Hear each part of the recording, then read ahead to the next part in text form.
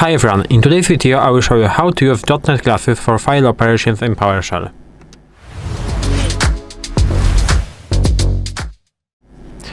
So, let's start. As I said, in this video you will learn how to use .NET classes for file operations in PowerShell. It's very important to say that PowerShell is built on top of .NET, which means that you can use .NET file APIs directly for more control and often better for performance than commandlets, like for example get content. It is a little bit more complicated. I will show you how you can use it. So, the basic syntax of getting content from a file. So let's say I have a file.txt. The normal commandlet looks like this. So content and file.txt.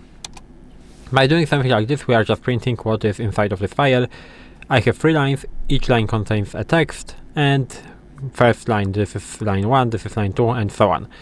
And now, how can we use .NET classes? In order to read entire file, we have to do something like this. So, system, now IO, and now file.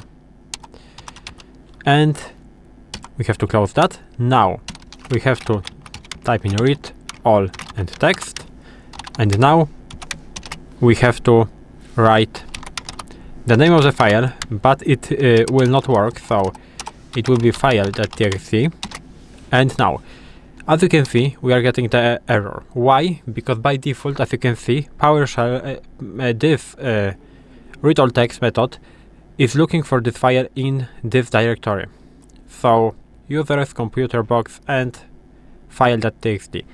I am not in this directory. I am in the computer box, desktop, PowerShell, and then file.txt.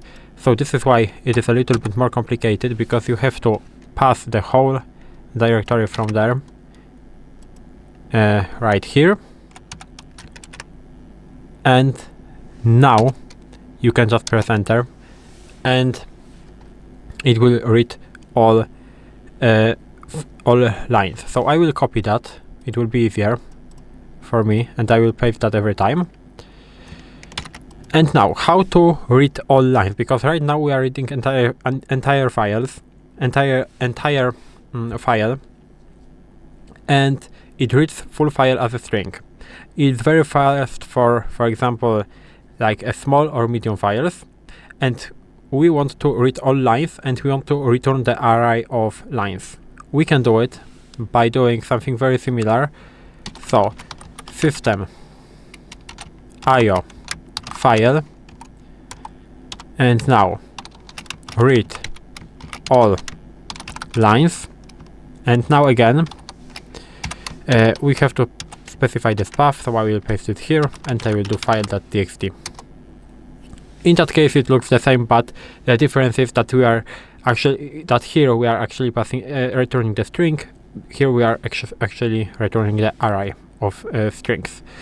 Now, how to write a file? We can do something like this. We can do system,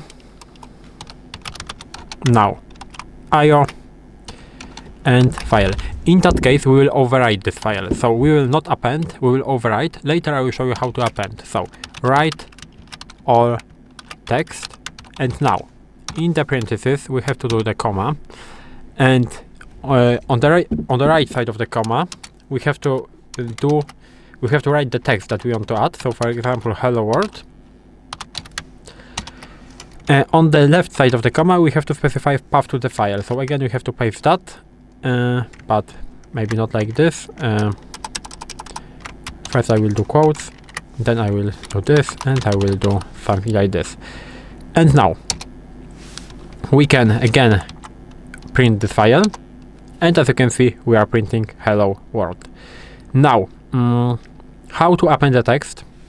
In order to append the text we have to do something very similar. So IO file, and now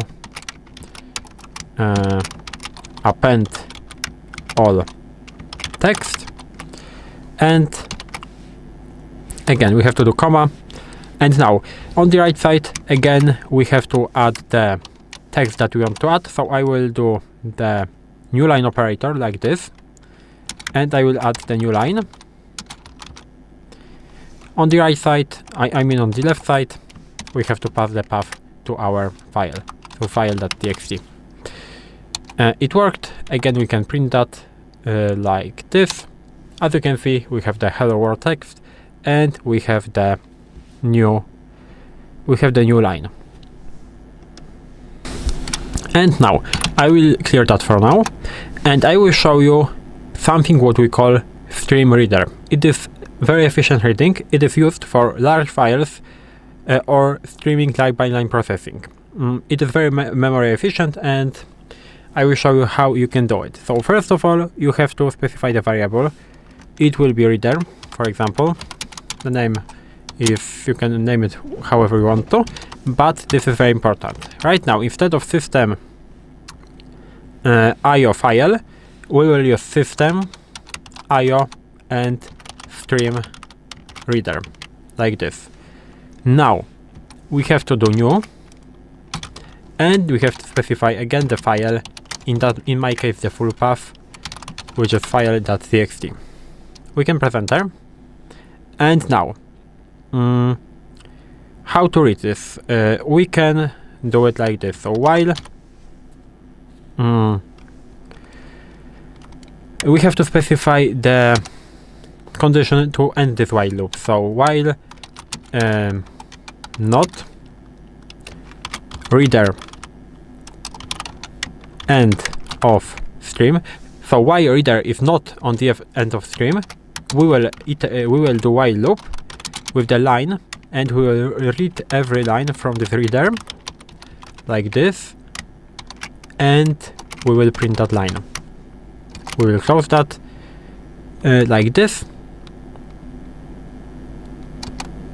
and as you can see, it is working. We can close that reader, so reader and close like this.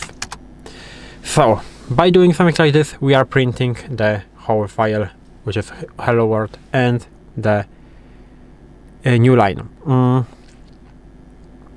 And now we can do something very similar, which is StreamWriter. So we don't have to use this system IO file. We can again specify the writer. So maybe I will create a new file. So for example, new item, and for example output.txt like this, and I will clear that, and now I will do the writer equals, and again inside of brackets system IO, but this time StreamWriter, and again new, inside of parentheses the path, but this time it will be output.txt, and we can do something like this. We can write line, so writer write line, it will be line 1, for example. We can do line 2 and line 3, and we can close the writer.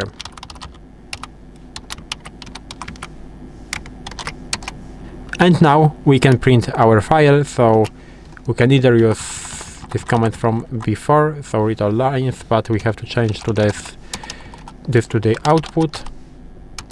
As you can see, it is working fine. So this is how you can do it. This is how you can use .NET classes for file operation in PowerShell.